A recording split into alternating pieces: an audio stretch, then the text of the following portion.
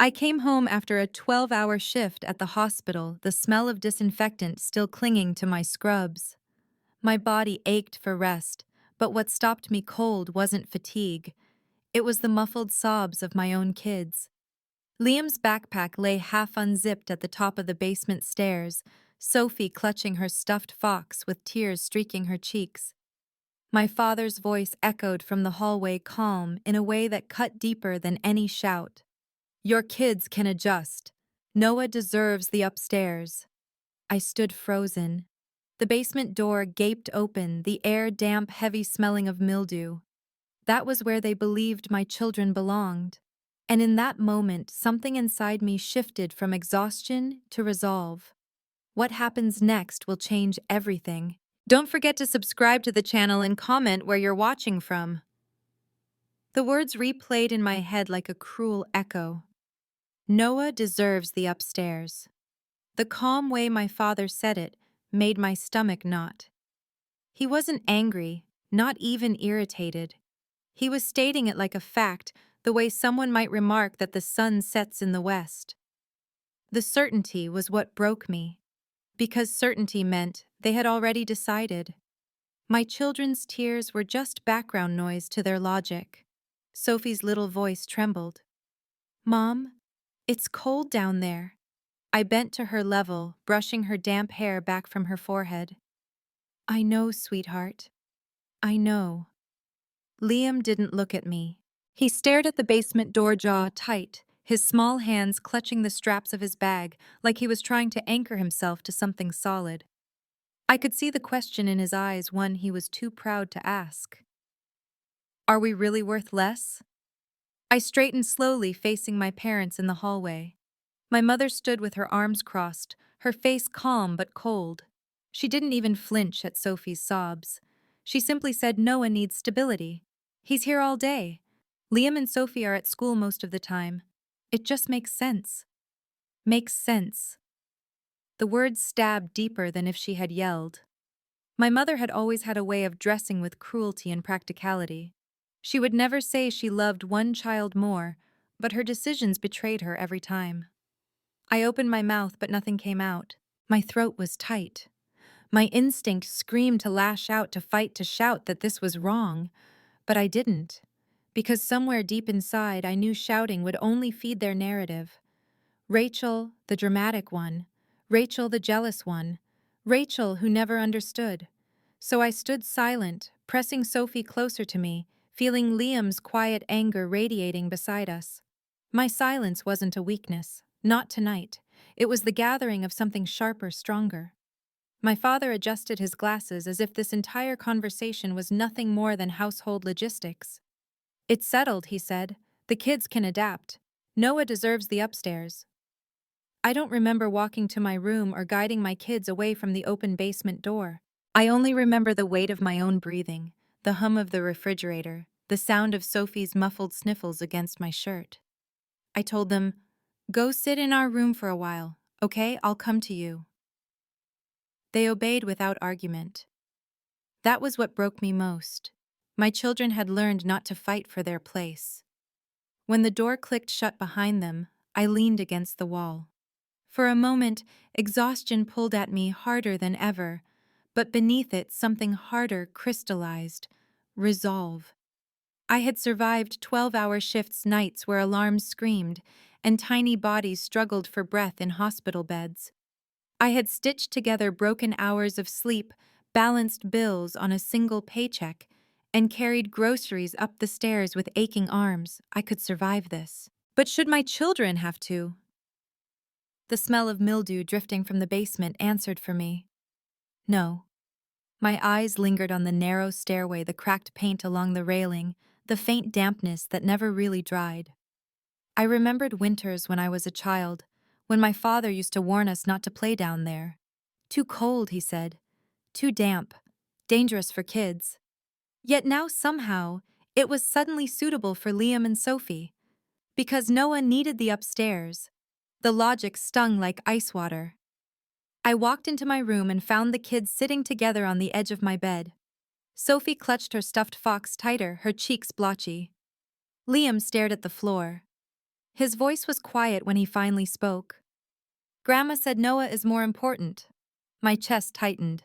Did she say that exactly? He shook his head. No, she said he deserves the good rooms. But it's the same thing. It was. I sat between them, pulling them both close. Listen to me, I whispered. You are important, both of you. More than anyone in this house seems to see right now. But I see you. I see everything you are. Sophie nodded against my shoulder, but her body stayed tense. Liam finally leaned into me, but he didn't look convinced. And how could he be when everything around us told a different story? The room was quiet, except for the sound of their breathing. My mind drifted unwillingly to another memory. I was 10 again, sitting at this same table, staring at the birthday cake my mother had baked. The candles glowed, but the celebration wasn't for me. It was for Brian. It was always for Brian. He had dropped out of college, yet my parents toasted him that night for being bold, for chasing dreams. I remembered standing there with my acceptance letter to nursing school in my hand, too afraid to hold it up because I knew it would be brushed aside. My father had clapped Brian on the back that night, saying family always supports the child who needs it most. And I had swallowed the words, the lump in my throat, the bitter taste of being invisible. Now, decades later, that same phrase echoed in his calm voice as he consigned my children to the basement. Some things never changed, unless I changed them. I brushed Sophie's hair back and kissed the top of her head. We'll be okay, I told them, but I said it more for myself than for them. That night, I didn't sleep. I lay awake, listening to the faint creaks of the house, the way the pipes groaned in the walls, the rustle of leaves outside. My body screamed for rest, but my mind spun like a wheel. I thought about every sacrifice I had made since the divorce. The nights of overtime, the mornings I dragged myself to school drop-offs with bleary eyes, the times I counted coins at the grocery store checkout, praying it would be enough. I thought about Liam, who had a gentle soul that didn't fit neatly into their version of masculinity. About Sophie, who burned bright and bold, who deserved to jump rope in the backyard without being told she was too loud. And I thought about Noah, innocent and oblivious, held up like a trophy simply because he belonged to the golden sun. By morning, my decision had settled into me like steel. I couldn't change my parents. I couldn't change Brian or Clara. But I could change the story my kids were living. When the first light of dawn spilled across the curtains, I sat up and looked around the small room we called ours. My eyes fell on Liam's half-finished drawing taped crookedly on the wall and Sophie's sneakers lined neatly by the door. This wasn't much, but it was ours, and I would not let anyone push them into darkness again. I stepped into the hallway. The house was quiet, the scent of coffee already drifting from the kitchen. My mother's voice floated through the air, calm as ever. We'll have to move the crib into the larger room, she was saying. Brian wants Clara to feel comfortable here. The casual way she said it made my chest burn. Comfortable. For them. Always for them. I didn't respond. Not yet. I simply walked past my steps, measured my face calm. On the outside, I was the same Rachel they had always underestimated. Inside, though, something had shifted. As I prepared for another shift at the hospital, Sophie tugged at my sleeve. Mom, will we have to sleep in the basement tonight? I knelt, looking into her wide, worried eyes. Not if I can help it, sweetheart. Not if I can help it. The words were a promise, one I intended to keep. That morning, as I left for work, the basement door loomed in the corner of my vision, cracked open like a wound. The smell of mildew seeped out, heavy and suffocating. But I didn't look away. I let the sight burn into me, fuel for the fight I knew was coming. Because the basement wasn't just a room. It was a verdict, a declaration that my children were less. And I was done accepting that verdict. I wish I could tell you that the moment in the hallway, the smell of mildew rising from the basement, was the first time I had felt my parents weigh me on a scale and find me wanting. But the truth is, it had been happening my entire life. That night when Sophie curled into me, and Liam kept his face turned away, so I would not see the dampness in his eyes, my mind slid backward, unbidden, into the years when I was the same age they are now. I remembered a birthday party when I was 9. Balloons in the living room, paper plates stacked high with cake. My mother fussed endlessly over Brian, who had just turned 7. He had ripped the wrapping paper off a toy truck, and the whole family applauded as if he had just discovered electricity. I sat there with frosting drying on my fork, holding the book Aunt Vivian had given me. No one noticed when I tried to share it.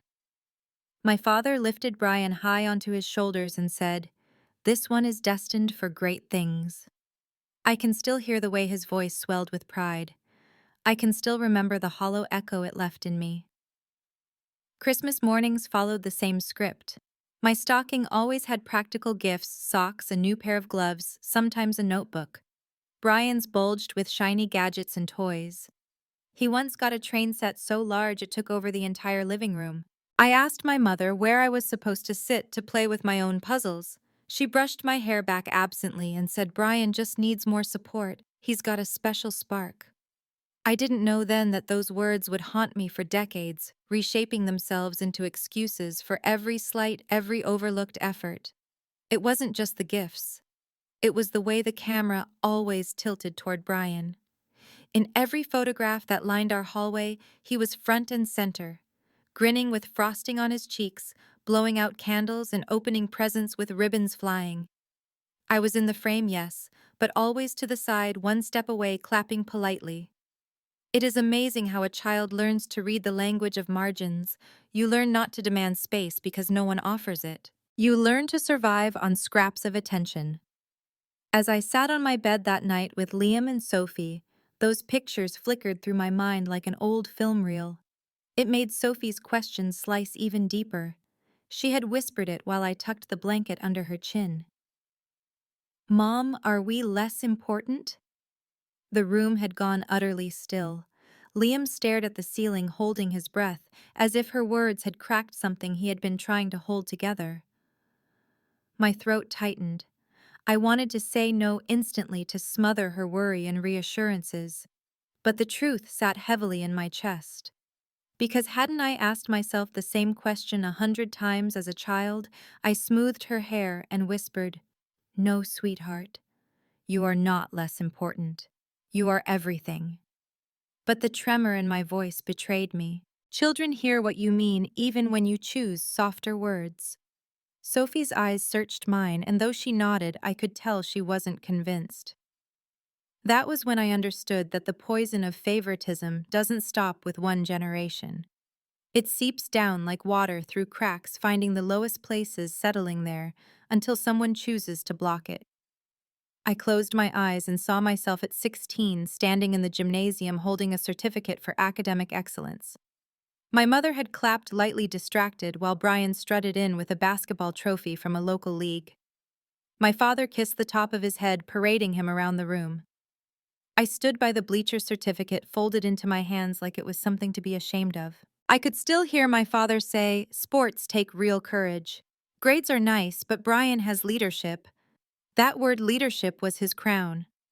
I think of that often now when Liam brings me sketches of dragons with meticulous scales, or when Sophie races across the field and shouts back to me with her eyes bright. They don't know yet how fragile their confidence is in the face of family indifference. I know because I lived it. One night after the basement incident, I found myself alone in the kitchen while my parents watched television. I opened a drawer and pulled out an old photo album. Its cover was cracked, the binding loose. I flipped through pages filled with Christmas trees, Easter egg hunts, and birthdays. And there it was again, Brian in the middle, smiling wide, my parents' hands resting on his shoulders. Me on the edges, half-cropped, clapping or holding a plate. I traced my finger over one photo until the ink blurred under my touch. Margins. Always the margins. The scrape of a chair startled me. Liam had wandered in, rubbing his eyes. "Can't sleep," he murmured. I closed the album quickly, but not before he glimpsed the photo. He tilted his head. "You were my age in that one. You look like me?" I swallowed hard. "Yes," I said. "I was about your age." He studied the photo again. "Grandma and Grandpa look happier with Uncle Brian. The honesty of children is merciless." I pulled him into my lap, though he was almost too big now. Listen to me, it's not about you. It was never about me either. Sometimes people get trapped in their own blind spots. They think they are being fair, but they're not. That's on them, not on us. He leaned his head against my shoulder, silent. But silence in children is heavy. It is the sound of them absorbing pain and filing it away. The next morning, I packed their lunches before work. Sophie skipped into the kitchen, her fox tucked under one arm. Grandma says Noah needs a bigger stroller, she said innocently. That's why she moved our stuff. She paused. Is that true, Mom? I froze with the sandwich knife in my hand. The blade reflected my tired face.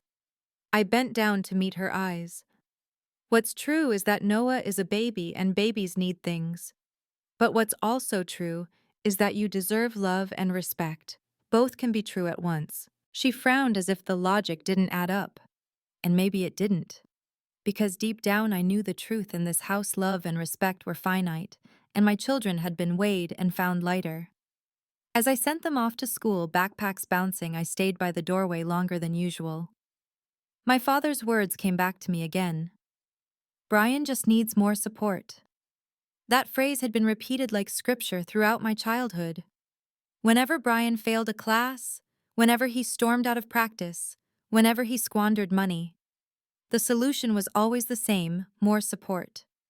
But when I worked 2 jobs to pay my tuition, when I came home exhausted from double shifts, when I sat in my room quietly doing homework while Brian blared music, support was never the word they used for me. For me, it was expected. For Brian, it was indulgence disguised as care. That realization settled like a stone in my chest. My children had started to hear the same script. Noah deserves. Liam and Sophie can adjust. History was repeating word for word. Later that week, as I chopped vegetables for dinner, I glanced at the fridge. Noah's photo collage was pinned there, glossy and new, his gummy smile framed by magnetic hearts. The drawings Liam had taped proudly just days before were gone.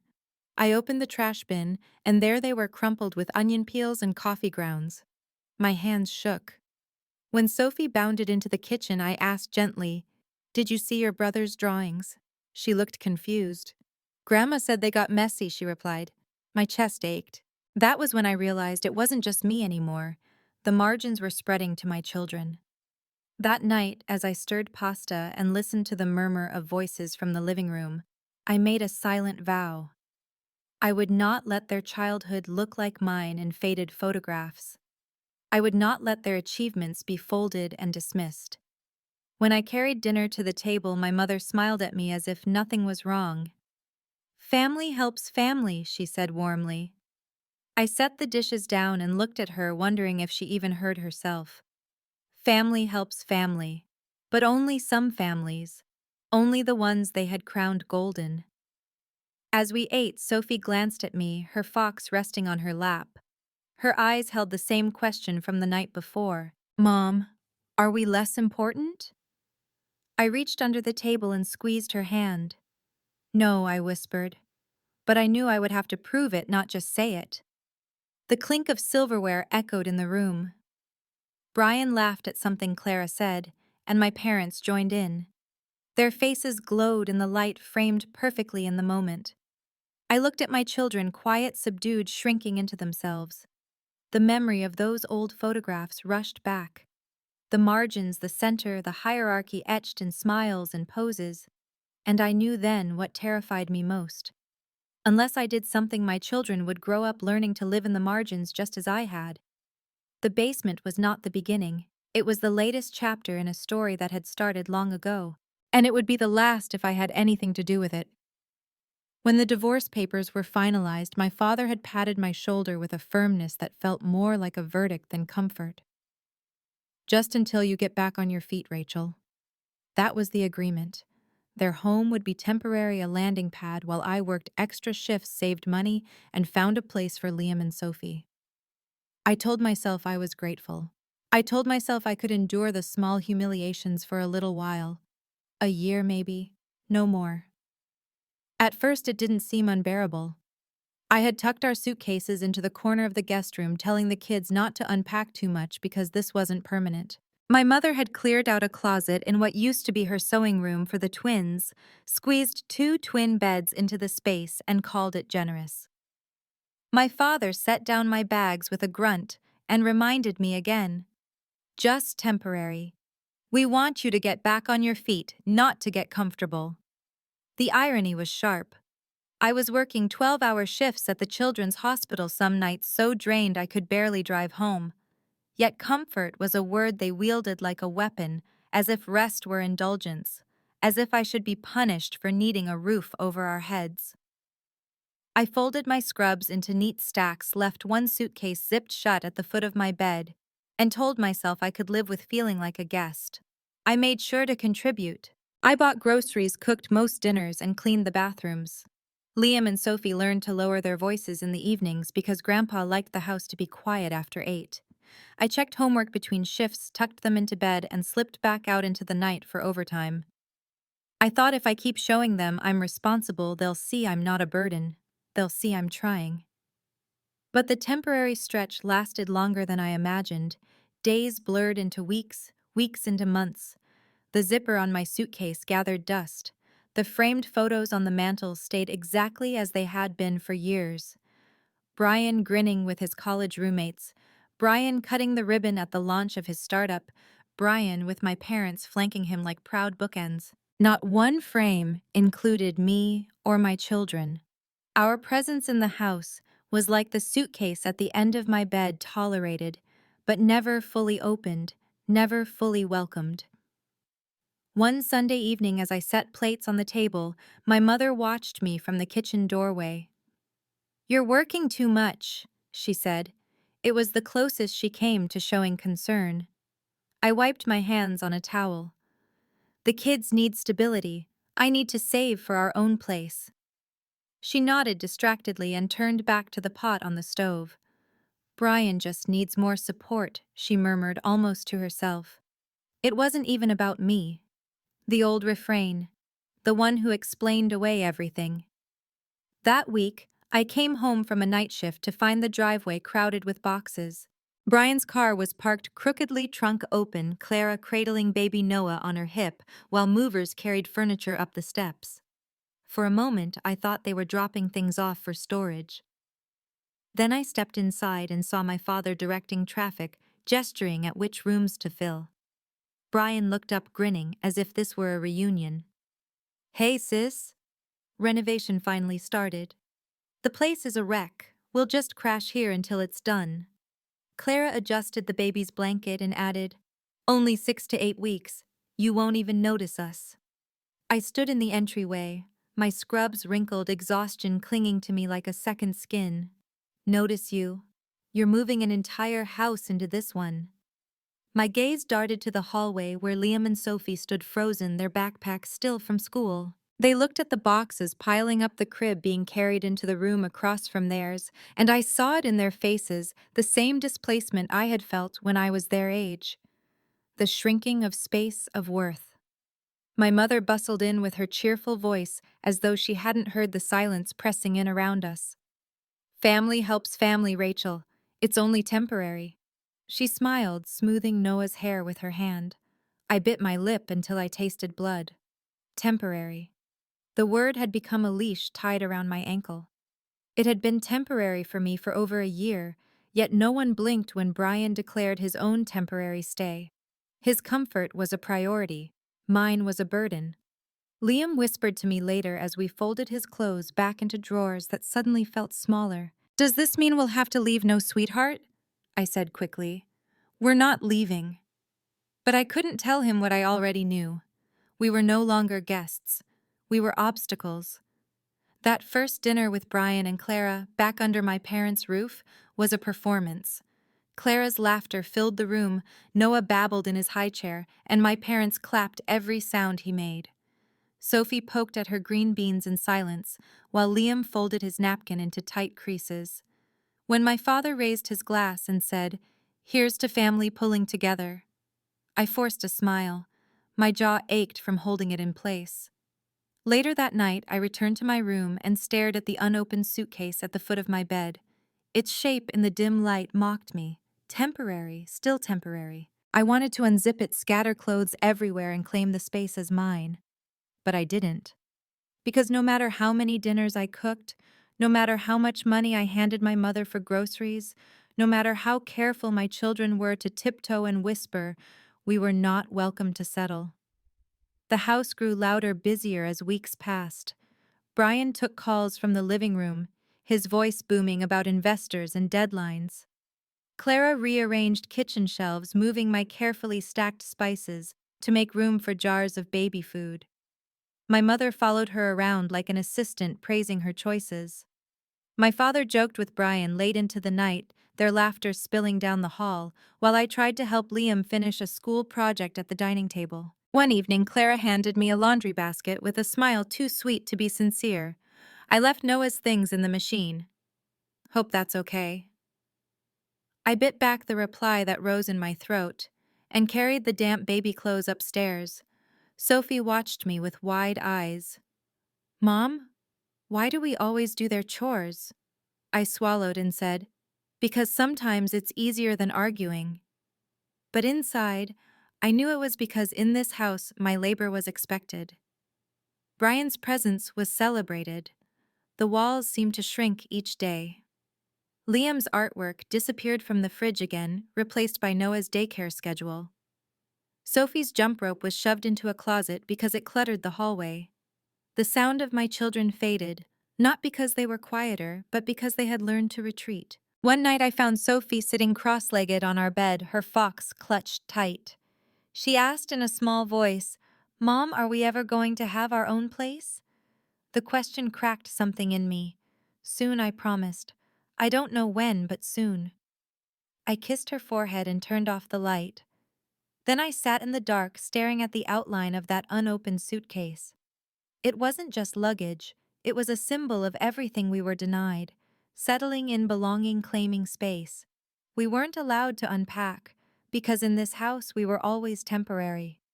As weeks blurred, the renovation at Brian's house dragged on. Each time I asked how long, Clara waved her hand vaguely. Just a few more weeks. My mother chimed in, "They need our support." And I nodded silently, tasting bitterness I could not spit out. The house was full now. Full of laughter, full of noise, full of pride that had nothing to do with me or my children. We moved carefully through hallways, sidestepping strollers and boxes. Every corner reminded me of our invisibility. I cooked meals, folded laundry, clocked overtime at the hospital, and still we were the ones who had to make room. Family helps family, my mother said again one evening, as she cradled Noah, her face lit with adoration. I looked at Liam and Sophie sitting stiff at the table, their plates half full, their voices swallowed. And I thought, yes, family helps family. Just not this family, not us. That night, I stood in the doorway of my room staring at the suitcase. My hands itched to drag it out to prove that we had the right to open it to live fully. But I didn't. Not yet. I closed the door gently and whispered to myself, not forever. Because I knew then what I hadn't admitted before. Temporary was a lie. Temporary was how they kept us silent, and silence was how they kept us small. It started one afternoon in the backyard. The air was crisp, the kind of spring air that begged kids to play outside. Sophie had found her jump rope in the back of the closet and came running out, her hair flying, her cheeks already flushed with excitement. She began to skip, calling out the numbers with each bounce. I had just stepped onto the porch watching her laugh when my mother's voice cut across the yard like a cold wind. "Sophie, stop that racket. You'll wake Noah." Sophie froze mid-step, her rope slapping against the ground. She looked up, confusion clouding her face. "Mom," I whispered. "She's in the backyard. He's napping upstairs." My mother shook her head, her arms crossed tightly over her chest. "Babies need peace. She needs to learn respect." Sophie lowered her head, the rope drooping from her hands. She walked toward me slowly, her shoulders hunched as if the rope had turned into a burden instead of joy. My chest ached. I crouched down to meet her eyes, but she looked away, pressing her lips together so hard they turned white. She didn't say anything, but she didn't have to. Her silence told me everything. That was the first small cut. They came sharper and more frequently after that. The television, once a place where Liam and Sophie watched cartoons after school, was now permanently tuned to Clara's shows. Soap operas and lifestyle programs filled the screen, and whenever Liam tried to switch the channel, Clara would wave her hand dismissively. Not now. Noah's routine matters. He's used to this show while he eats. I watched my son put the remote down quietly and sit on the floor with his sketchbook instead. He didn't argue. He didn't roll his eyes. He just folded in on himself a little more as if shrinking would protect him. One evening he brought me a drawing he had worked on for days. A dragon with scales shaded meticulously, wings spread across the page. His eyes lit up when he handed it to me. "Grandma will love this," he said with a hopeful grin. The next morning, I saw him tape it proudly to the refrigerator door right next to Sophie's math test with a gold star. For a moment, the kitchen looked like ours, colorful, vibrant, alive with their achievements. By the time I returned from my shift that evening, the dragon was gone. In its place was a printout of Noah's vaccination schedule, highlighted neatly in yellow. Next to it were photos of him in different outfits pinned with glitter magnets. Liam stood by the fridge, his face blank, his hands stuffed into his pockets. "Grandma didn't even look at my painting," he whispered. I tried to swallow the lump in my throat, but it clawed its way upward anyway. I crouched next to him, my hand on his shoulder. "I love your dragon," I told him. But my voice cracked and he heard it. His chin wobbled, but he forced himself to nod. I wanted to rip the schedule down to pin his dragon back in place with a defiance they couldn't ignore. But I didn't. Because in this house, my anger was always called drama. My protests were always labeled as jealousy. I chose silence even though it burned me alive. Later that night, I sat in my car after another long shift. The parking lot was nearly empty, streetlights buzzing faintly. I gripped the steering wheel and cried quietly, my forehead pressed against the cool leather. Not sobbing, not loud. Just tears slipping down, the kind you don't even bother to wipe away, because no one's there to see. I thought of Liam's blank face, Sophie's drooping rope, their silence. The silence was worse than anger. Anger could be healed. Silence was surrender. The small cruelties multiplied. Clara left her stroller blocking the hallway, and when Sophie tripped over it, she scolded her for not watching where she was going. My father invited Brian's friends for watch parties, filling the living room with noise, while Liam and Sophie were told to do homework in their room to avoid being a nuisance. My mother cooked elaborate dinners with Brian's favorite dishes, rolling her eyes when Sophie asked if there could be chicken nuggets sometimes. "We ate what we were given when we were kids," she snapped, but Noah could throw his food on the floor and everyone laughed. "He's exploring," Clara would say warmly, scooping him up while my children stared at the mess in disbelief. Each of these moments was small enough to brush aside if you wanted to, small enough to deny. But strung together, they were like paper cuts across my children's hearts, invisible but stinging. And every time I saw their light dim a little, I felt my own resolve harden. One evening, Liam came into my room while I was folding laundry. He held a crumpled drawing in his hands, the edges smeared with grease from the trash bin. "I found it," he whispered. "My dragon." He looked at me with eyes too old for his age. "They don't care about what we do." I took the paper, gently smoothing the wrinkles. "I care," I said fiercely. "I care more than anything." But I could tell my words weren't enough anymore. He needed proof. Proof that their voices mattered. Proof that his work had value. Proof I wasn't sure I could give him while we were trapped under this roof.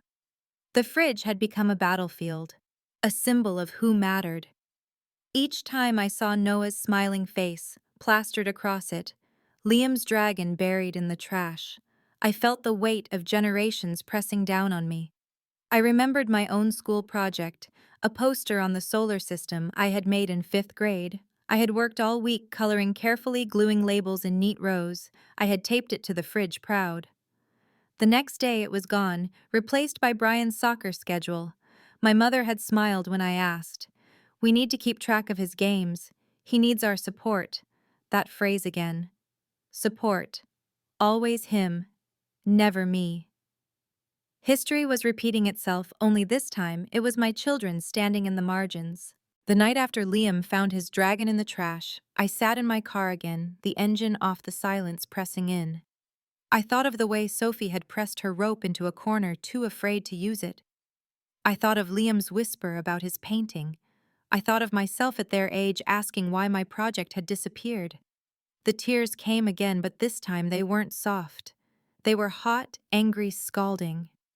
Because I finally understood something I hadn't allowed myself to see. This wasn't temporary anymore.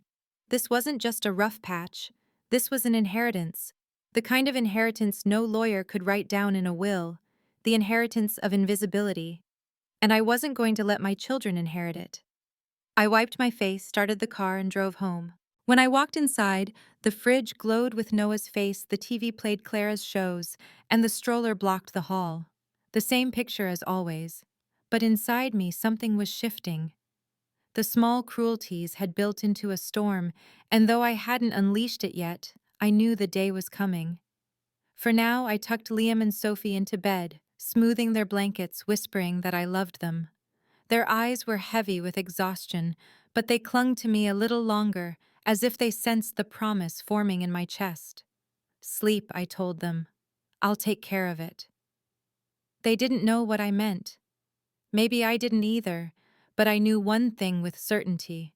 The silence in this house was destroying them, and silence was no longer an option. Dinner that night was meant to be a celebration. My mother had polished the silverware, laid out her best china, and set a white linen cloth across the long dining table.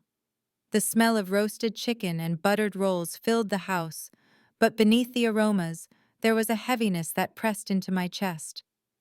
We all sat down, Brian at one end, my father at the other, as if presiding over something important. Clara slid into her seat with Noah in her lap, his tiny fist grabbing at her necklace. Helen's face glowed as she looked around the table.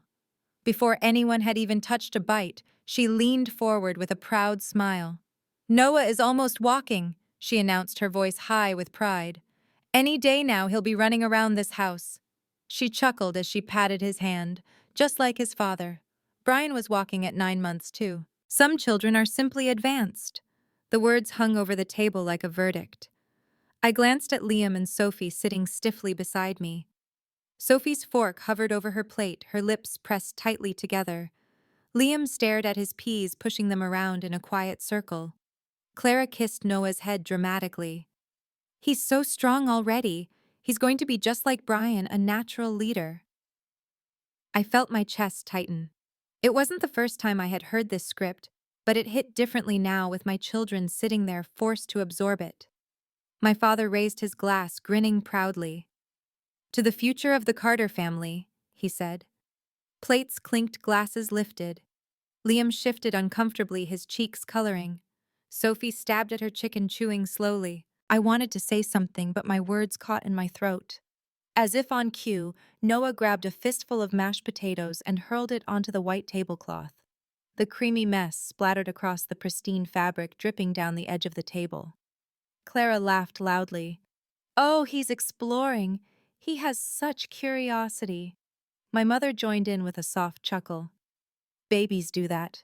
It's perfectly normal. My father leaned closer to watch, a smile tugging at his lips. Look at him. Already testing limits. That's the sign of intelligence. I stared at the mess on the white cloth. It spread like a stain, a mark of indulgence disguised as pride. Then Liam leaned toward me and whispered, his voice so low I barely caught it. Why can Noah throw food but I can't even ask for a sandwich? The question landed like a blow. My breath hitched. My son, 10 years old, had seen through it. The double standards, the unspoken hierarchy, the way rules were bent for one child and hardened against another. My heart cracked at the quiet resignation in his eyes. I reached under the table, squeezing his hand. His small fingers trembled slightly, but he gripped mine back. Sophie looked between us, her eyes sharp, reading the moment without words. Brian's voice cut through the silence. Did you see the way he threw that strong arm already? Maybe baseball is in his future. Everyone laughed again. Except us. The meal went on in forced cheer. Clara chatted about renovations. My father quizzed Brian about his business. Each answer met with approving nods. My mother fed Noah tiny bites of dessert clapping when he clapped back.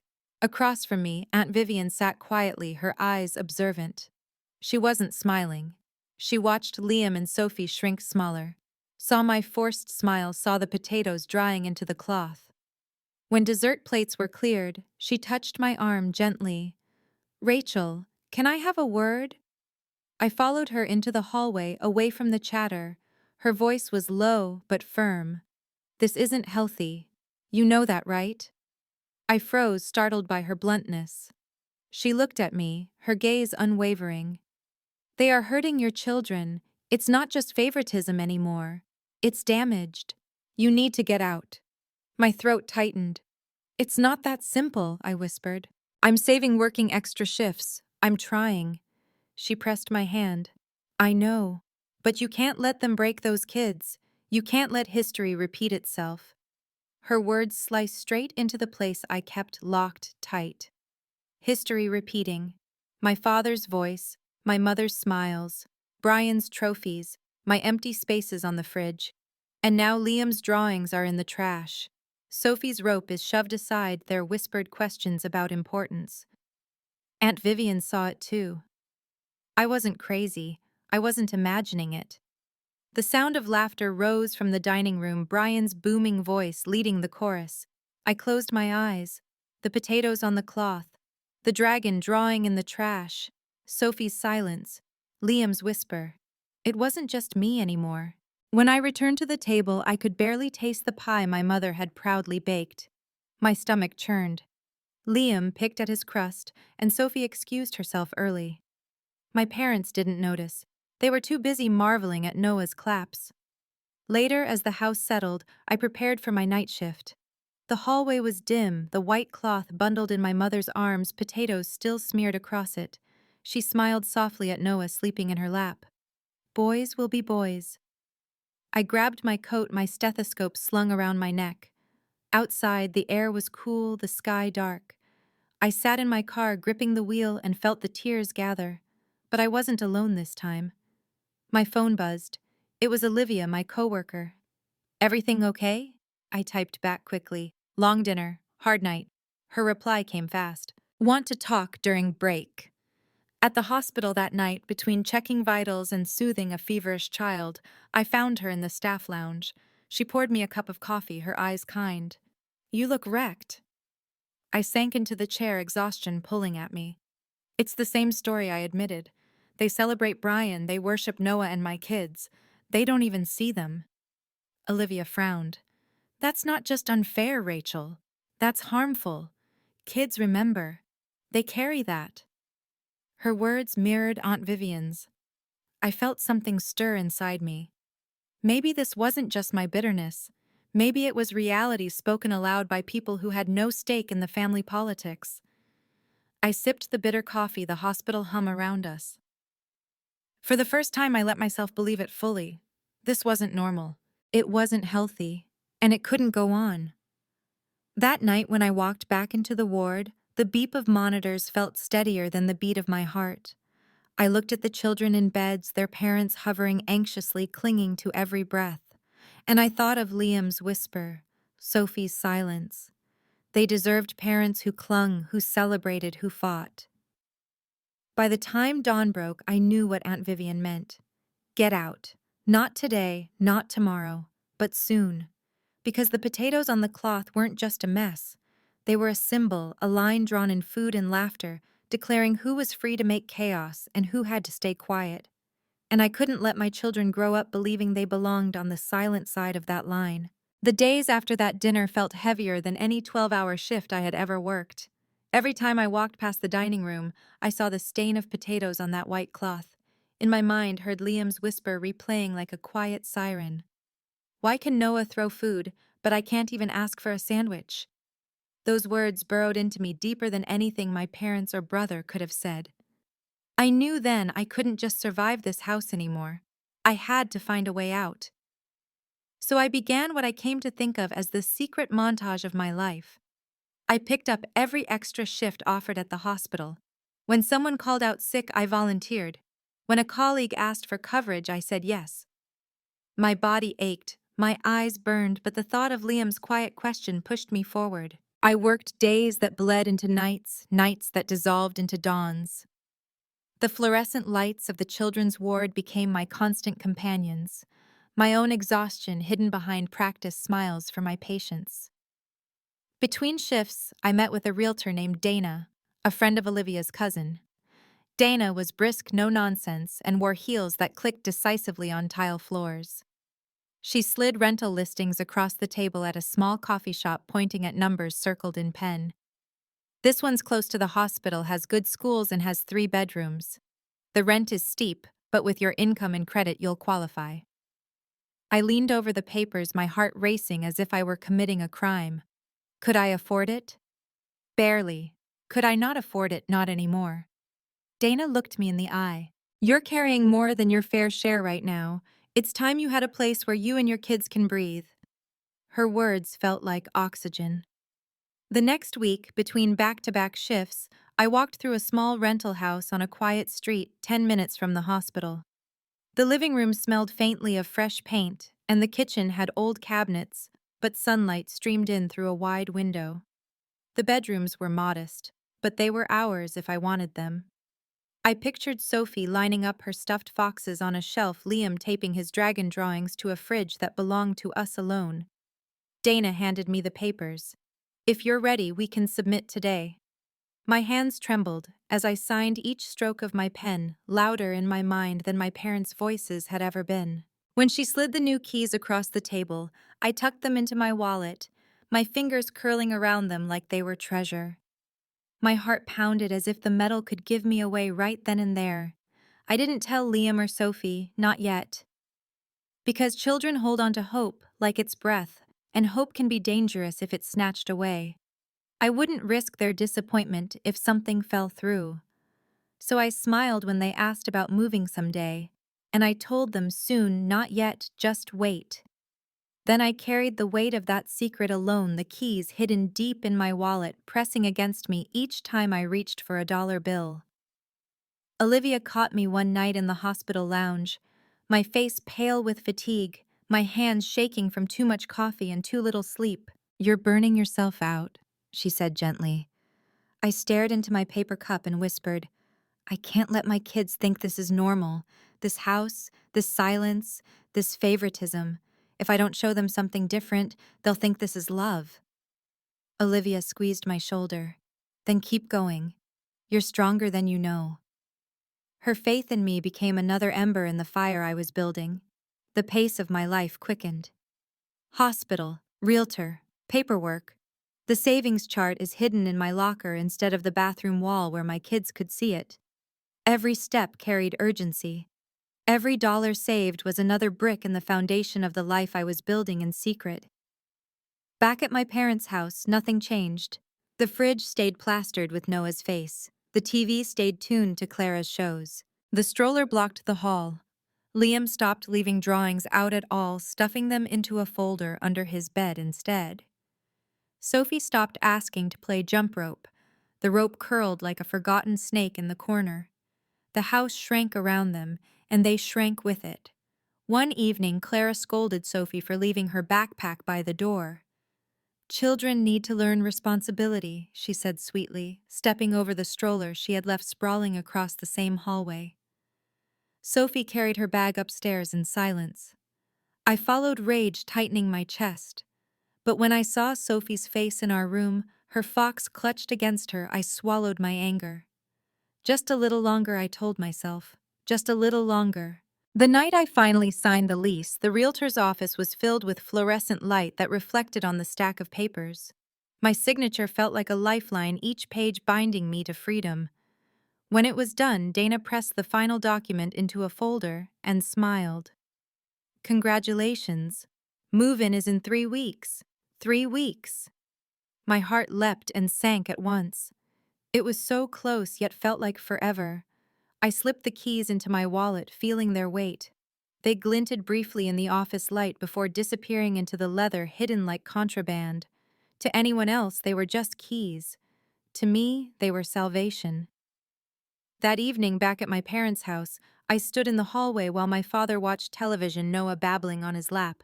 The basement door stood open again, the damp smell drifting up. I glanced at it, my wallet heavy in my pocket.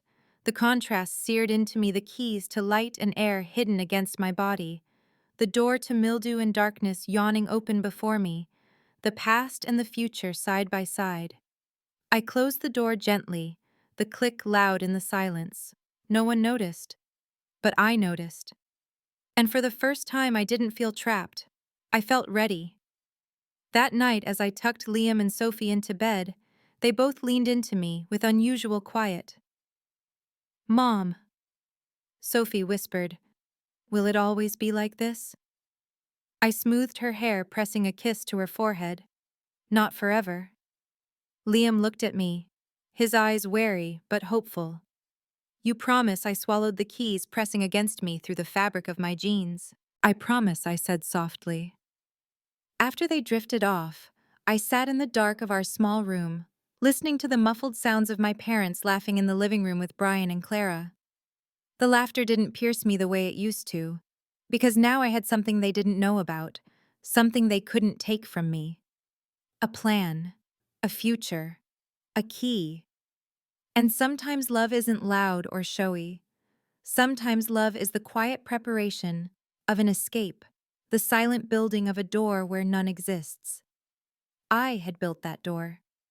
And soon, very soon, I would open it. I came home from a brutal shift, my scrubs damp with sweat, and the smell of antiseptic clinging to me. I expected the usual noise, my father's television blaring, Clara's voice floating from the kitchen. What I didn't expect were the sounds I heard before I even opened the front door. Muffled sobs. A child's cough is harsh and ragged. My heart seized.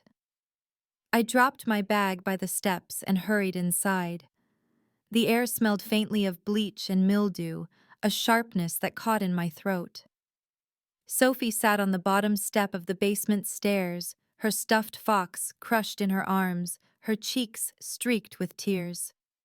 Liam sat beside her, his breath shallow, the faint whistle of wheezing curling through each inhale. The basement door stood wide open, light buzzing overhead, illuminating the chaos below. Suitcases, half-unzipped blankets thrown across damp concrete toys, scattered like an afterthought. My father's voice drifted from the hallway, calm and dismissive as though this were all nothing. "Your kids can adjust. Noah deserves the upstairs." Sophie's eyes met mine wide and red, searching my face for rescue. Liam coughed again, clutching his chest. I felt the keys in my wallet pressing into my hip, a reminder of the plan I had been nurturing in silence. The plan had just been forced into action. I walked slowly down the hall, the house pressing in around me. My mother emerged from the kitchen, a teacup in her hand, her voice almost casual.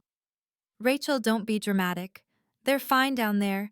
It's only temporary." Something inside me shifted. I looked at her, at the calm cruelty of her face, and felt a surprising stillness wash over me. I smiled, though my chest was burning with rage.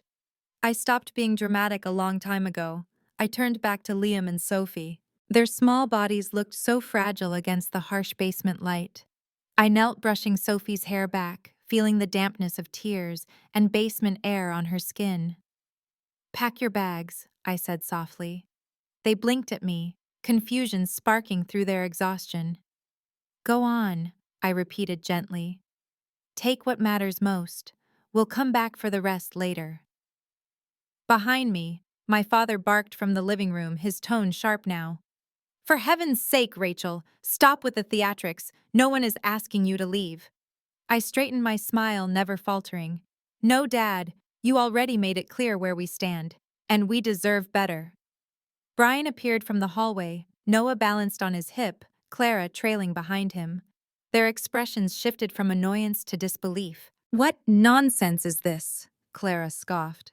It's just a room arrangement. Would you call it that if someone shoved Noah into a moldy basement without asking you first? My voice was quiet, steady. Clara opened her mouth, then closed it again. Helen stepped forward, her tone tight. This is your home. Don't throw it away over nothing. I met her eyes. Nothing. My son can barely breathe down there. My daughter is crying herself hoarse. You said out loud that Noah deserves better rooms because he is Brian's son. That is not nothing. For a moment, silence filled the house. The hum of the basement light was the only sound. Then Sophie stood clutching her fox, her chin trembling but her voice firm. I don't want to sleep down there, Mom. Please don't make me. I knelt again, kissing her forehead. You won't, sweetheart. Not another night. The sound of zippers echoed through the hall as Liam and Sophie dragged their backpacks out of the shadows, stuffing them with clothes and books. The faint screech of wheels on the stairs cut through the thick air as they hauled their small suitcases up. Helen's face flushed. This is ridiculous. You'll regret this, Rachel. I shook my head. The only thing I regret is staying this long. My father slammed his hand against the armrest of his chair. After everything we've given you, this is how you repay us. I looked at him, my voice still calm. You gave us a roof. I gave you my labor, my money, my silence. Tonight, I'm done giving. The tension broke with the scrape of suitcases against wood. Liam's face was pale but determined as he carried his art folder under his arm. Sophie clutched her fox and her clarinet case. They looked at me with trust, with hope, and I knew there was no going back. I opened the front door. The night air rushed in cool and alive, carrying the faint scent of rain. Behind me, my family clustered together, a wall of disbelieving faces. Where will you even go? Brian demanded, his voice sharp with panic. He tried to hide. You can't survive on your own. I met his eyes and felt the weight of the keys in my wallet. That's where you're wrong. Sophie tugged on my sleeve. Mom, can we go now? Yes, baby, I whispered. We're going now. The final sound in that house was the echo of wheels bumping down the porch steps, the thud of suitcase handles against wood. Then the solid click of the car door shutting us inside, sealing us away from the voices shouting behind us. As I started the engine, Liam coughed again, but his eyes lit with relief. Sophie leaned against me, her fox pressed between us. The basement light still glared through the window of my parents' house, cold and unyielding. But in front of me, the headlights of my car cut a warm path into the night. For the first time in years, I felt free. My father's voice caught us on the porch before my hand found the car door. After all we have done for you, this is how you repay us. The words landed heavy on the night air. Not shouted, not hysterical, just threaded with the kind of disappointment designed to coil around your ribs and squeeze. I turned and saw him framed in the doorway with the hall light burning behind him. Helen stood a half step back with her arms crossed tight, Clara clutching Noah higher on her hip, Brian in the middle with his hands on his waist like he owned the concrete under our feet. Liam shifted his art folder from one arm to the other. Sophie tucked her fox under her chin and pressed into my side. The porch light hummed. The basement light still glared from inside like a second moon no one had asked for. I felt the new keys in my wallet against my hip again. The small weight steadied me. You have done a roof, I said evenly. I have done the rest, and right now the rest is enough to walk away. Brian laughed short and sharp, the sound of someone who has never had to prove anything. Come on, sis. Be reasonable. 6 to 8 weeks. You will barely notice us. He gestured at the open door as if inviting me to a clean hotel suite, as if this were hospitality and not entitlement wearing Sunday clothes. Clara bounced Noah, who grabbed at the porch light with open hands. Children learn resilience when they are challenged, she offered sweetly. He will be fine downstairs. It is only temporary. Sophie winced. Liam's breathing sounded thinner in the cool air, and I moved automatically closer to him, the way a nurse moves toward a monitor the second it whispers a change. I faced my father again. He kept his jaw set. We did not throw you out. We asked for some reallocation of space because of a baby. You are taking a minor adjustment and turning it into a spectacle. It is not minor when it is mold, I said. It is not minor when a child with asthma is asked to sleep near damp concrete and a window that does not open. It is not minor when you look at my children and say, someone else deserves better rooms. Helen's eyes flashed not with guilt, but with the offense of being contradicted. You always were dramatic. Your brother needed support, and you grew up resenting it. I thought you would shed this by now. I felt something inside me go very still. The stillness felt like truth clearing its throat. I stopped being dramatic a long time ago, I said. Tonight I am being specific. We are leaving. Brian threw his hands wide in mock surrender. And where exactly are you going to go? You think you can afford rent around here on nurse shifts? I do not want to be the bad guy, Rachel, but numbers are numbers. I almost smiled. I have been saving since day one. That cracked his grin. The porch light carved a thin line along his cheekbone, and for a second he looked 12 again, a boy caught with chocolate he swore he had not eaten. Clara's mouth tightened. George stepped forward as if authority alone could herd us back into the hallway like stray cats.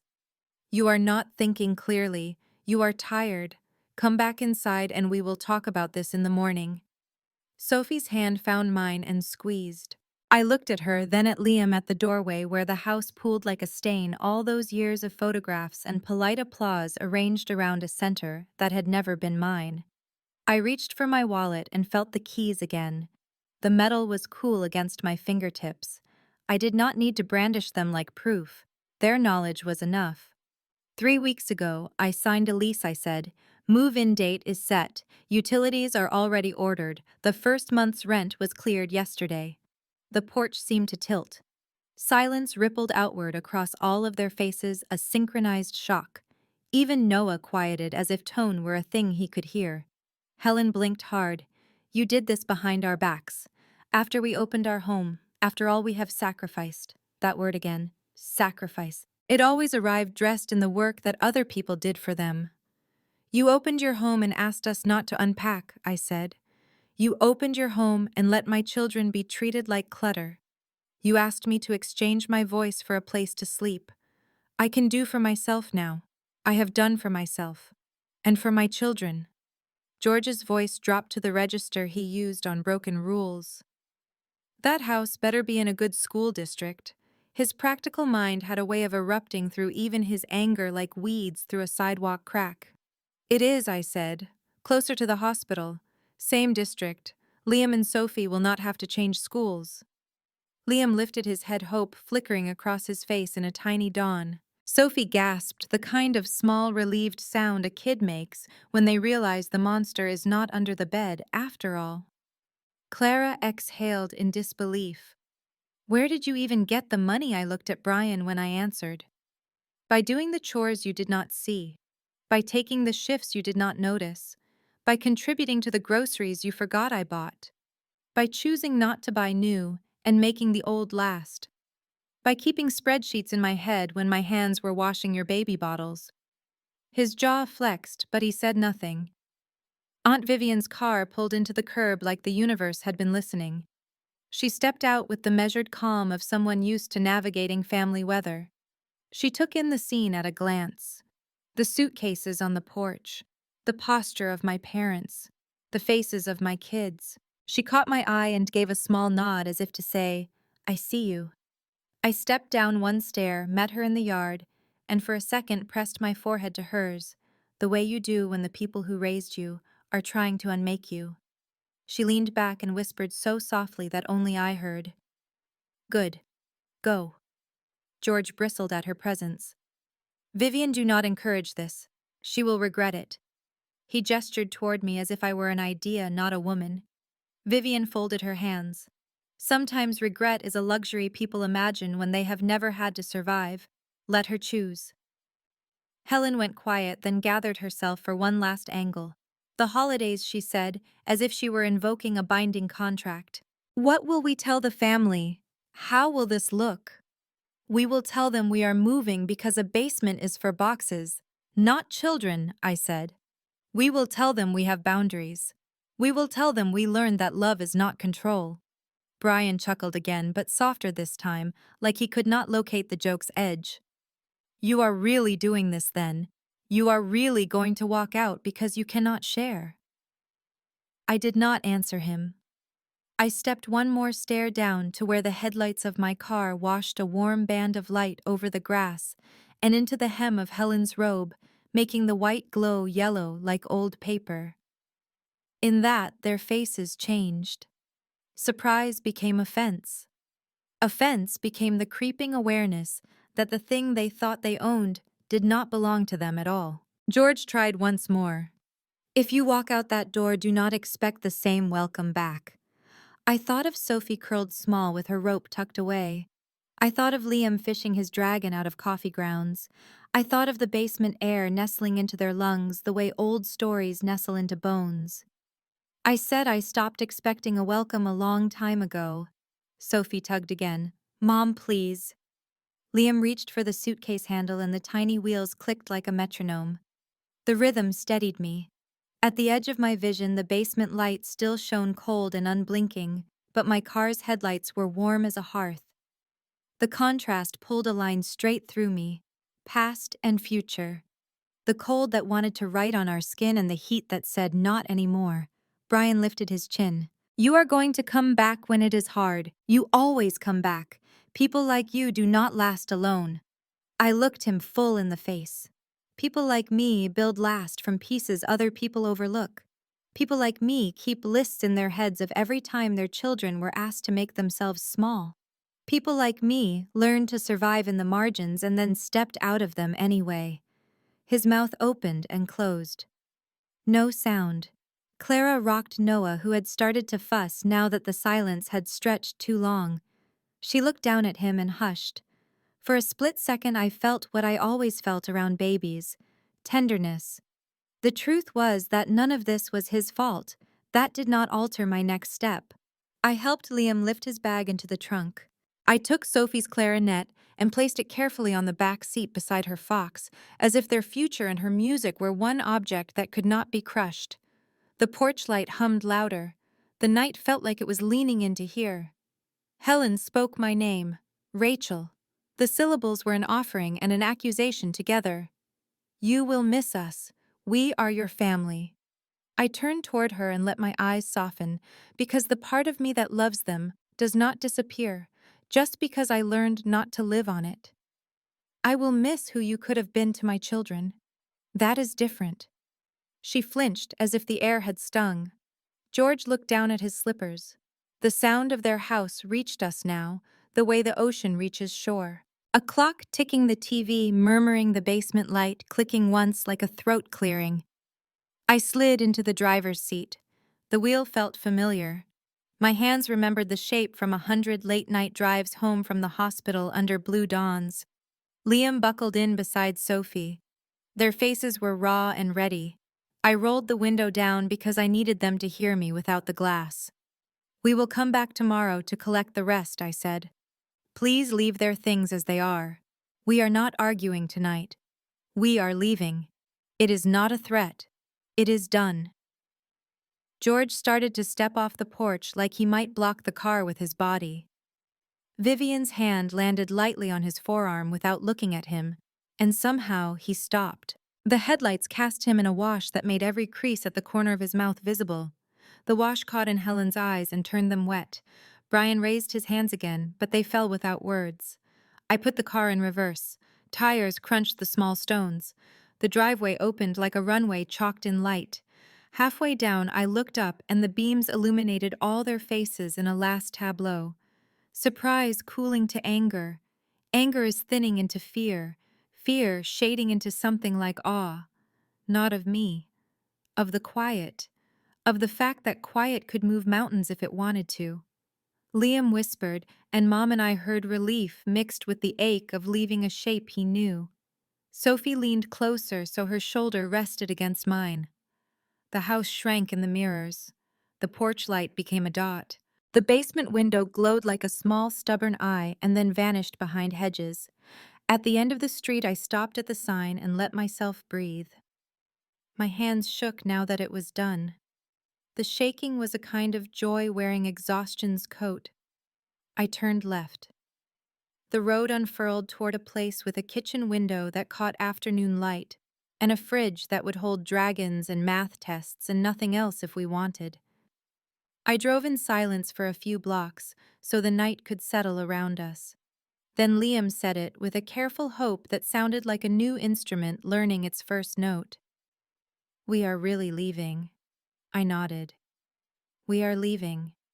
Sophie watched the streetlights flick past like sentinels. "Will Grandma and Grandpa be mad forever?" "Maybe for now," I said. "Maybe not forever. What matters is that we will not live where our worth is a debate."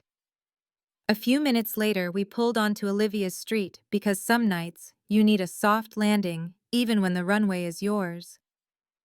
She was waiting on the porch in sweatpants with 2 extra toothbrushes in her hand and a look that said she had been expecting us since the first time I whispered, "This might be impossible." She wrapped Sophie and Liam each in a quick hug and then me in a longer one, the kind that reminded me of what family is when you get to choose it. "You did it," she said into my hair. The quiet preparation. It always looks like nothing until it is everything. Inside, she had already set out blankets. The kids changed into the pajamas I kept for emergencies in the trunk, and their bodies loosened as if the air here was thicker with oxygen. In the kitchen, Olivia poured me a glass of water and asked nothing until my hands stopped shaking. When I finally lay down on her sofa, the house was still. The kind of still that does not demand anything from you. I watched the ceiling for a long time and thought about the headlights on their faces and how the light had revealed them to themselves. I thought about the basement light left on cold and pointless now. You can leave a light on to pretend people are still there.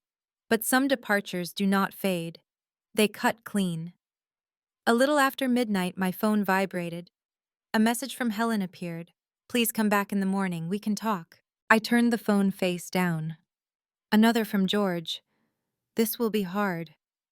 I stared at the words and felt a small, unexpected tenderness. It will be hard. It would also be ours. I typed only this. "We will come for their things at 10.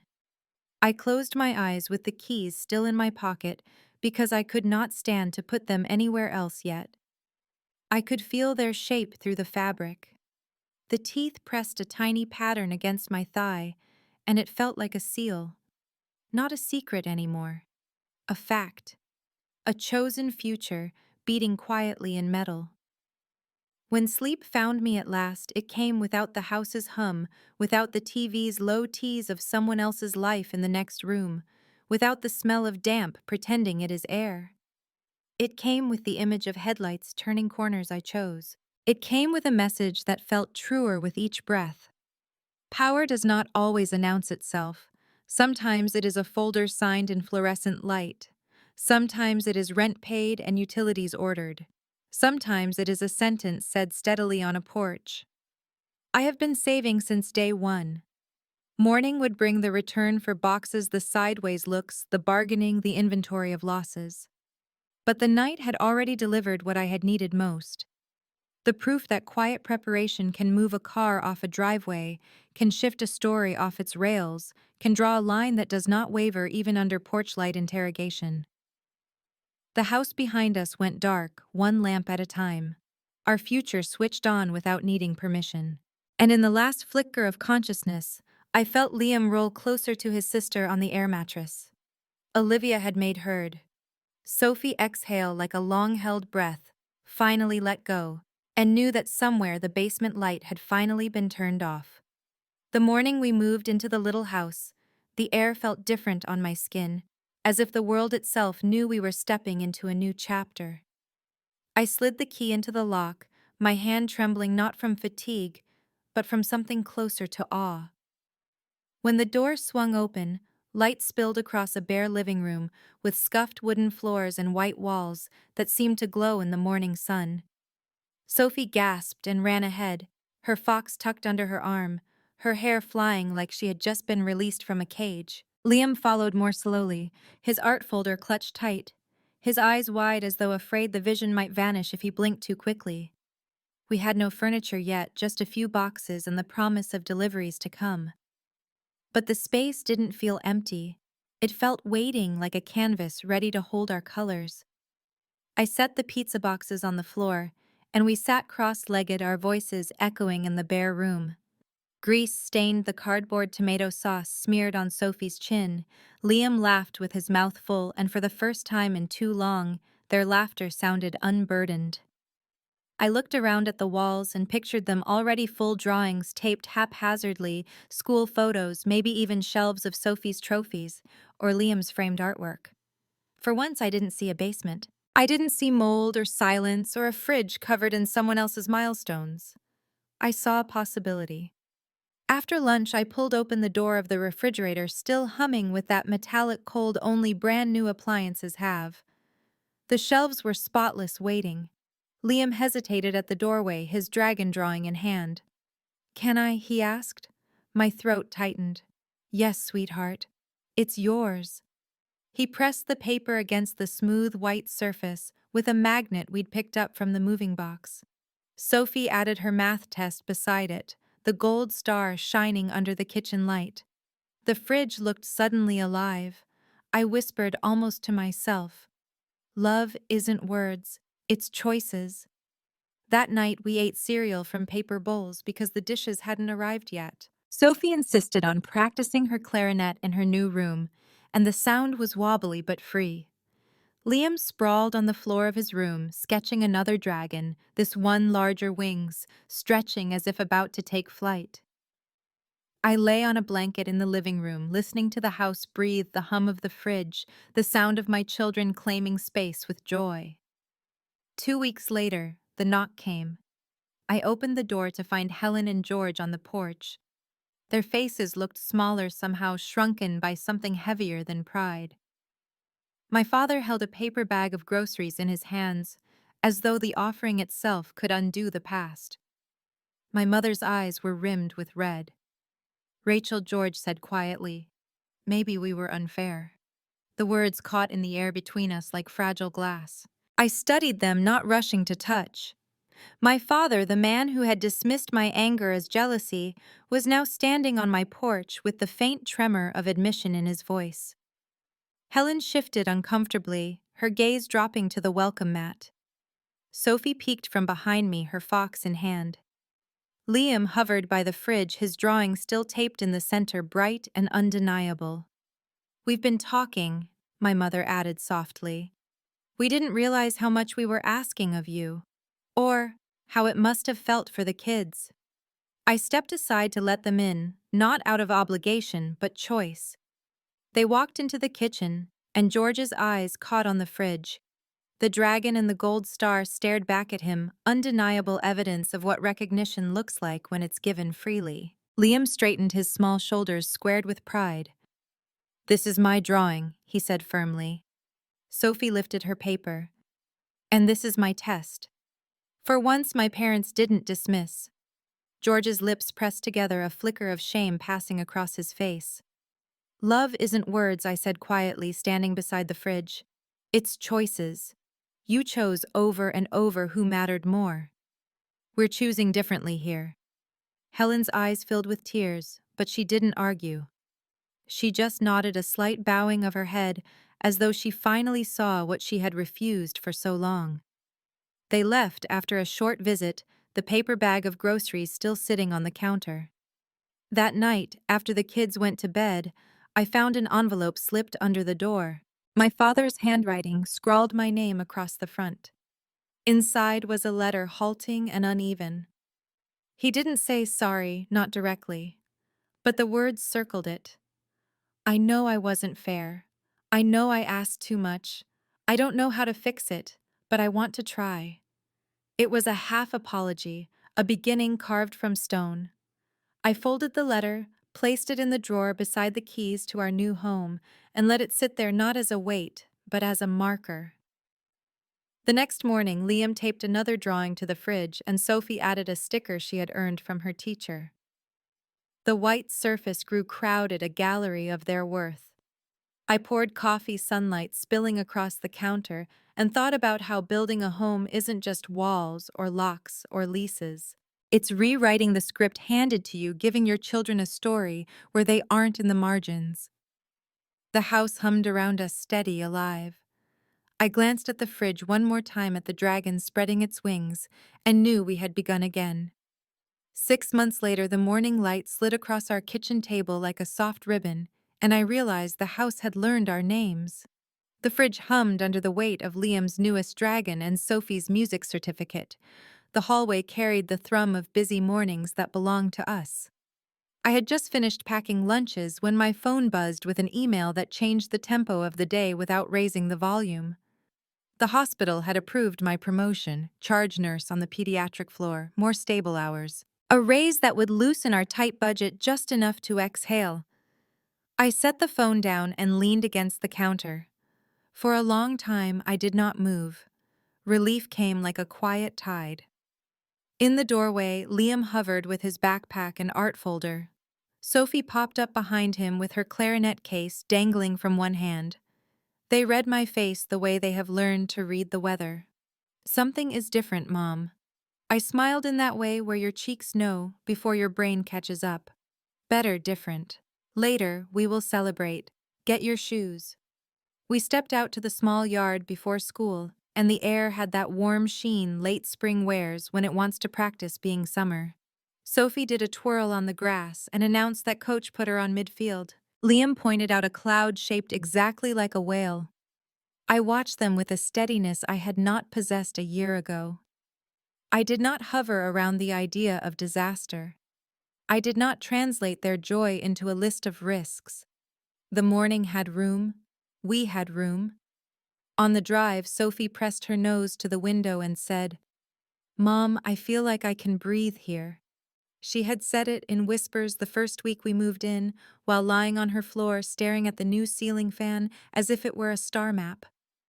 6 months later, she said it like a fact she could build furniture on. My throat tightened again because that sentence had become a compass inside me. I reached for her hand at the red light and squeezed. Me too. After drop-off, I returned to the house with grocery bags and the promotion email throbbing gently in my mind. The little place looked back at me with its clean lines and unmatched chairs, and the plant we still could not agree on where to put. I slid the key into the lock out of habit, even though the door was already open, and paused there, the metal cool between fingers. The house received me with the soft clatter of blinds in a tiny breeze. Somewhere a neighbor's dog barked in a voice like a question. I set the bags down, glanced at the fridge gallery of our days, and thought about how meanings change when you move them. A fridge is just a fridge until it becomes a museum of the people you love. The promotion meant I could shave off the overnight seams that used to hold my weeks together. It meant I could watch more soccer practices and band rehearsals. It meant bills would still require attention, but the math would no longer be a nightly cliff. I texted Olivia, and the phone lit up with applause emojis and a message that read, "I told you. The quiet work always adds up." We made plans for a small celebration after my shift. In the first months here, I had discovered a new ritual. When the sun tipped toward evening, I liked to stand in our little driveway and watch the roof take that soft blush that only happens at day's last breath. It made the shingles look tender. It made the mailbox a sentinel. That night after work, I parked and sat for a second to listen to the car tick, cooling under the hood. I slid the key into the lock and felt the familiar magnetic click. I could feel the memory of another door, another lock, but it no longer had the power to drag me backward. The sunset laid a stripe of copper across our floor, and I let it paint my shoes. Inside, Liam was sprawled at the dining table headset on learning cross-hatching lines from an art channel. He tugged the headphones off and looked up like a little son. "I made a new dragon. Want to see?" "Always," I said. Sophie hollered from her room that she had nailed the difficult run in her piece. I asked her to play it for me. The notes wavered, then steadied, then rang. The house held the sound without complaint. We ate big, sloppy slices of pizza on mismatched plates that night because celebrations do not need linen. Sophie told a story about her friend who could double Dutch without breathing. Liam showed me an online contest he wanted to enter. I told them about my new role in words they would understand. It means more time with you. It means I get to help other nurses the way Olivia helped me when I was new. It means our Saturdays can be ours again. Sophie clapped with her entire small body. Liam leaned against my arm just enough to tell me the news had landed where I hoped it would. The next day, a familiar car slowed in front of our house at the hour when light softens, and even the busy streets seemed to reach for quiet. George and Helen stepped out and stood on the walkway as if it might reject them. I felt a tightness build in my chest that was not fear. It was the old map rising like a phantom, the map where I tried to predict where the hidden traps were. I opened the door and stepped onto the porch. George was holding a manila envelope like a white flag. He cleared his throat. I do not want to intrude. I was on this side of town and thought. He trailed off. Helen stared at the potted plant Sophie and I had not agreed on. It was crooked and thriving. Liam and Sophie peeked around my hips, then slipped back inside because they had learned the rhythm of adult conversation. George handed me the envelope. It is a copy of your home inspection from when you first showed me, he said. I marked the water heater page where it mentions lifespan. Budget for it next year. He was performing usefulness the way he had taught himself to love. But then he did something else. He looked up and actually saw me standing in a doorway that belonged to me. He swallowed. I heard about the promotion. I am proud of you. It took a second for the words to find purchase in my body. For years, praise had arrived only as an echo at someone else's celebration. To hear it unprompted, not a consolation prize, not in comparison to Brian, loosened a knot I did not know I still carried. Thank you, I said, and the thanks did not cost me anything to say. Helen's eyes were shiny, and she touched the plant's crooked stem, as if it might explain how something could grow while leaning. We stood in that awkward human place between apology and acceptance. Helen spoke next, her voice soft in a way I had not heard since I was small. We have been trying to do better with our words, but this last half year I have been noticing how much choices speak. She gestured vaguely toward my kitchen, where the edge of the fridge peeked into view with Liam's latest dragon's wing breaking the border of the door. Maybe we were unfair. Maybe we were blind. I am sorry for the ways we hurt your children. It was not perfect. It did not rearrange the past. But something in it rang true. Not theater. Not guilt disguised as generosity. A beginning. We did not hug. We did not disown history. We stood there on concrete with a plant leaning toward us and let the air carry a different tune than it used to.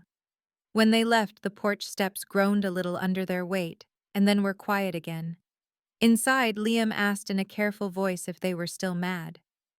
Not at you, I said. Maybe not at all anymore. And if they are, that is theirs to carry, not ours. In June, we held what Sophie called our first official family movie night. We made a tent out of sheets in the living room and ate popcorn that jumped from the bowl onto the floor, and I did not have to tell anyone to be careful because I was not measuring us against anybody's patience. Liam paused the movie halfway through to tape a tiny sketch above the TV. He said the dragon was guarding our fort. Sophie laughed so hard she snorted and then laughed at the snort. The house felt like it had been waiting its entire life to hold those sounds. On Sundays, when I had the energy, we invited Aunt Vivian over. She brought blueberry muffins, or the kind of stories that arrive with both edges and soft middles. Sometimes she and I sat on the back steps and looked at the small rectangle of yard while the kids invented games that required nothing more than 2 sticks and a line in the dirt. She never said I told you so. She did not need to. She asked about my schedule, about what Liam was drawing, and about the phrase Sophie had been repeating like a mantra. I can breathe here. In late summer, Olivia and Dana came by with folding chairs and a secondhand bookcase. We built it on the rug, while the kids argued about where to put their favorite books. There was an ease to these afternoons that felt like it had grown from seeds we had planted months ago in hospital lounges and realtor offices, and a porch where I had been saving since day one. Quiet work keeps paying dividends if you let it. Money was still a math problem. The car rattled twice and then behaved. The water heater made a sound that suggested the future expense George had underlined. But the numbers no longer held the power to turn me into someone else. They were stones to step on, not waves to drown in. One evening, I came home from a shift that ran long, because a new nurse needed help with a case that knotted itself in three directions. The sky was bleeding pink and gold. I put my bag down and went back to the driveway to watch the roof drink the last light. I slipped the key into the lock and turned it very slowly, as if tuning an instrument. In the reflection on the window, I caught my own face. It looked older in a way that made sense. It also looked like it belonged to me. Inside, the kids had taken over the kitchen table with a puzzle that had 1,000 tiny pieces of ocean. Sophie was humming her piece unconsciously between her teeth while she searched for corners. Liam had a pencil tucked behind his ear like a small flag. He looked up. "You are late. We saved the turtles for you." I laughed because the corner piece I picked up was exactly that. At bedtime, Sophie tugged me toward her room and patted the pillow for me to sit. She told me in a conspiratorial whisper that her band teacher had asked her to try a solo. My heart did that warm, expanding thing it has learned to do without apology. Liam floated in the doorway and asked if he could tape a new drawing next to her soccer ribbon, because that way they could cheer for each other at once. I said yes, because the house already knew it was going to say yes. After they fell asleep, I stood in the hallway and listened. Breathing is the most ordinary music, but when it follows months of holding your breath, it sounds like a symphony. I walked to the front door, opened it, and let the last of the evening blow across my face. The porch light clicked on a small sun we controlled. The neighborhood murmured at the edges. Somewhere a car door thumped and footsteps faded into the night. I pulled out George's letter from the drawer and read it again under the lamp, because sometimes you have to measure progress by imperfect instruments. It still dodged a full apology, but it carried a new weight, now that he had stood on my porch and said the sentence he had withheld for most of my life. "I am proud of you." I folded it smaller and put it back in its place next to the spare key. Later, as I clicked off the lights, the house settled. The fridge hummed faithful. The plant leaned like a pilgrim toward the kitchen window. A breeze made the shade tap the glass once. I checked on Liam and Sophie one more time. Their faces in sleep were a kind of answer I had chased for years. Peace isn't silence. Peace is the room to be loud when you want and quiet when you need. People sometimes ask if we talk to Helen and George now. The truth is, yes, but with lines drawn in chalk that have dried in the sun. We go for dinner once a month. There are missteps. There are corrections. Sometimes Liam brings a drawing and George clears a corner of the cabinet for it. Sometimes Sophie practices a run and Helen claps like the sound is the point. We leave when we want. We come home to the key that fits our door. On the anniversary of our move, I cooked something that rates as a celebration in our personal dictionary: spaghetti with too much garlic bread. We ate in the living room under string lights we strung ourselves. Olivia dropped by after her shift, hair messy, eyes bright. She took a plate onto the steps with me, and we watched the sky break into orange. She bumped her shoulder against mine. "Do you ever think about the porch?" I knew which one she meant. I said less and less. The headlights feel farther away. The basement feels like a story I tell for context, not a place I can smell anymore.